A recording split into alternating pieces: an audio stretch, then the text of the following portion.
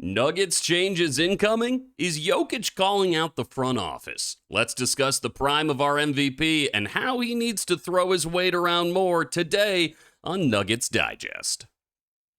What's up, everybody? Thank you so much for joining us here today. My name is Stuart Hicar, just a Colorado native, a basketball fan, and also a pretty good guy, the kind of person who would help clean up dishes after you've had a dinner party that wasn't at my house. Just a solid dude. With that said, there is something I need to bring to your attention before we get into the basketball news.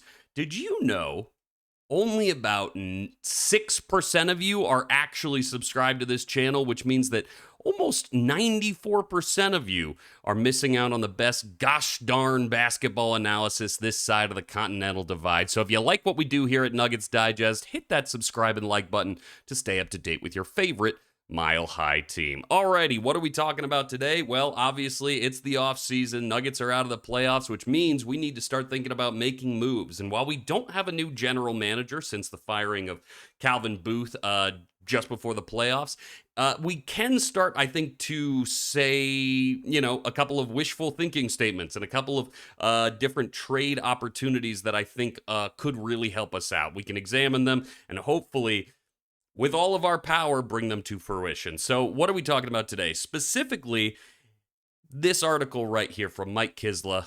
Nikola Jokic needs to give Josh Kroenke and the stagnant Nuggets a serious wake-up call. I don't disagree with him. I would say that Jokic is kind of an interesting player in the NBA. He's, a three-time MVP, which normally makes you one of the biggest stars in the world, but he does not really control the team like you see a lot of other stars do. Obviously, LeBron is basically an acting GM for the Lakers, and I think most stars at that level have a lot of say in terms of what their team is going to be doing next in terms of moves, and if they don't, I think they start shopping around the idea that they might be interested in a different city. Definitely guys like Giannis have done that in the past, or right now that we're talking about, right? We've been seeing that actively happen. He asked them to make changes. They did. It didn't help. And now he wants out of Milwaukee.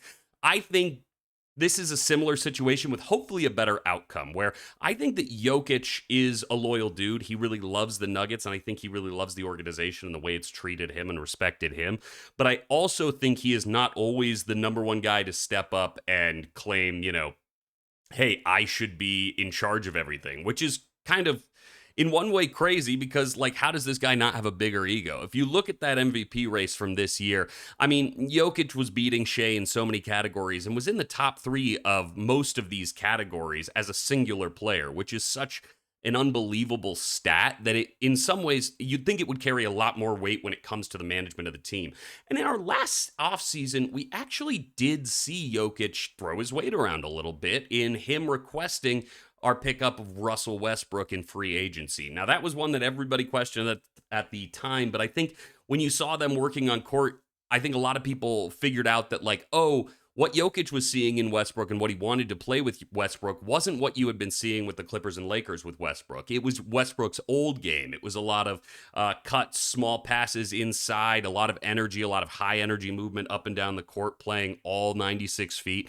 I think that is what Jokic was identifying, and that is why I kind of trust him to actually make more requests. A lot of his teammates have said that this dude loves basketball, loves watching basketball, and I know his kind of vibe is oh, I don't really care about the sport, whatever, great, I won a championship, I get to go home now.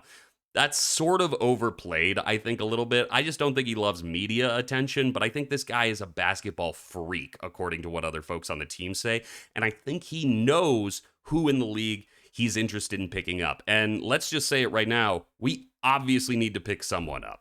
When Jokic is on or off the court, it's one of the biggest changes to an offensive rating in the entire NBA. We go from one of the best teams in the NBA to one of the worst teams in the NBA, and then he comes back on court and we're the best again. That's kind of unacceptable for a championship team, especially these days when, let's be honest, there is a lot of depth out there, and it seems like some of the leagues that are going, or some of the teams that are going farthest in the league are the ones with the most depth. So us losing people like KCP, Bruce Brown, Jeff Green, some of these guys who, they're not stars, they're not going to win us any games, but they are going to contribute on every single night and give you a solid piece of pointage off the bench. those are the guys that we're missing. And I think Jokic can identify some of the guys he might want to add to the team, just like he did with Westbrook, which we should bring up the fact that Westbrook is getting surgery on his shooting hand, I believe, this week, which let's hope it's a minor surgery and something that obviously isn't going to affect his playtime going into next season, but he is getting old, which means a longer bounce back when it comes to injuries, and definitely not someone we can just like lean on, which I think most Nuggets fans already understand that this is not the guy that you want to fully lean on or anything like that, but it's still worrisome that someone that we picked up in free agency could get that kind of injury that could sideline them for a chunk of the beginning of next season. But with that said, obviously the number one takeaway, we need more depth. So what are we going to do? Well, let's look at what Jokic kind of, when asked after Game 7, they were asking him things like, hey, what are your thoughts on the new head coach? What are your thoughts on getting a new GM? Is there anything you'd want to change in the offseason? The regular stuff you ask of superstars. Well, Jokic said this.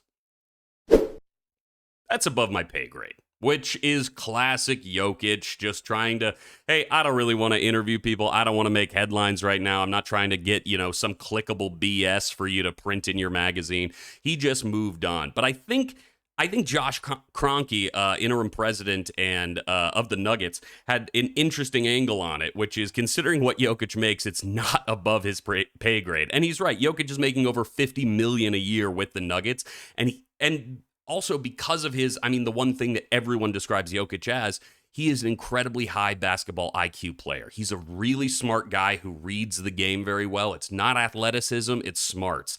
So when it comes to making decisions about the game, I actually do think Jokic should be in the conversation much more. I thought the Westbrook grab was a great idea, and he saw something that none of us saw. So I would actually like to hear his input as they add more people to this roster. But obviously, they'll need to find a GM for that first.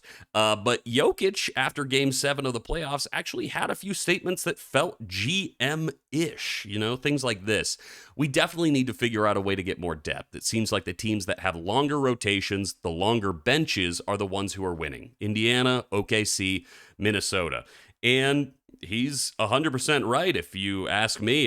This is 100% the kind of stuff that gets you through the playoffs. And we've seen over the last 2 years, the Nuggets have they start hard in the playoffs. They have a lot of grit, but when you're playing a shorter rotation and your stars are playing over 40 minutes every single night, going down to 7-game series all the time, it's not easy to see why these guys are gassed and why they get so tired 2 or 3 series into these playoffs. And then a team with a larger or a deeper bench can just come in and sort of wear them down and count on the fact that, hey, we're going to get 40 from our bench every night. We don't have to worry all that much. And the Nuggets need Jokic, Murray, Gordon, and MPJ to go off pretty much every single game to get those wins. And that is not sustainable. So I would love to see the fact that Jokic has voiced the fact that they need more depth is, number one, the best thing in the world, because it means he's understanding the issues and actively identifying them as well within the organization.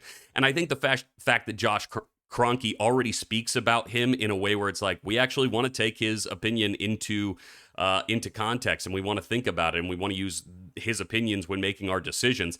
I think that's also a really, really good sign for this offseason. Are there a ton of moves we can make?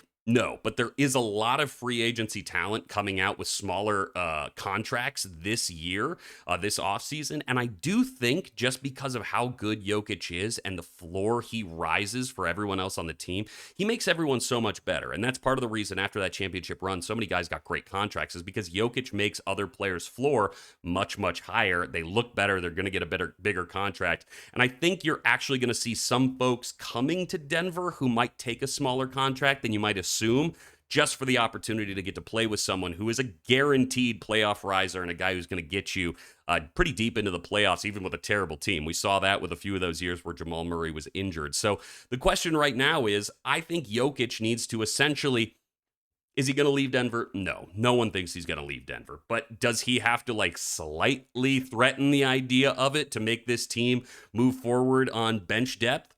Maybe. I'm hoping not. It doesn't feel like that's the way Josh Kroenke is looking at this team, but you never know. And that's why I want to ask you, what do you think? Do you think, do you agree with my very good takes, or do you think I should be thrown off the top of Ball Arena and splatted on the ground like a tomato man? I don't know.